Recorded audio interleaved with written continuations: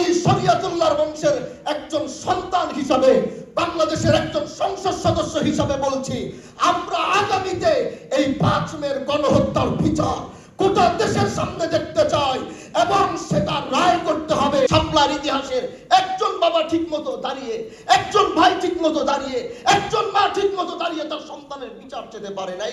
এরকম 17 বছরের জিনজালে আমাদেরকে আবদ্ধ করে রাখা হয়েছিল। কিন্তু সেদিন যদি সবাই একসাথে কাঁধে কাঁধ মিলাতো, 13 সালেই সেই ফেসিবাদের মুক্ত করতাম আমরা বাংলাদেশকে। কিন্তু আমরা সেটা পারি না। এই শাপলা আমরা ধারণ করি।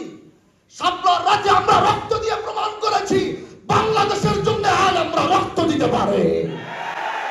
আমরা এই শাপলাকে সারা জীবন ধারণ করে রাখবো বাংলাদেশের স্বার্থে, দেশের স্বার্থে, ইসলামের স্বার্থে। যখনই প্রয়োজন হবে এই শাপলা তখনই দাঁড়িয়ে ইসলামের পক্ষে আওয়াজ তুলবে। বর্তমান সরকারকে বলবো, পিছনের অনেক ইতিহাস রয়ে গিয়েছে, এগুলোর পিছনে আপনারা একটু নজর দিবেন। একদিকে যেমন শাপলা রয়েছে, 5 মে রয়েছে, আরেকদিকে সেই আর্মি বিডিআরের সেই হত্যাকাণ্ড রয়েছে।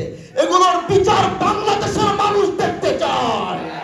শাপলা স্মৃতি সংসদ থেকে সবাইকে সামনে নিয়ে হাজী শরিয়তুল্লাহর বংশের একজন সন্তান হিসাবে, বাংলাদেশের একজন সংসদ সদস্য হিসাবে বলছি, আমরা আগামীতে এই 5 মের গণহত্যার বিচার গোটা দেশের সামনে দেখতে চাই এবং সেটা রায় করতে হবে।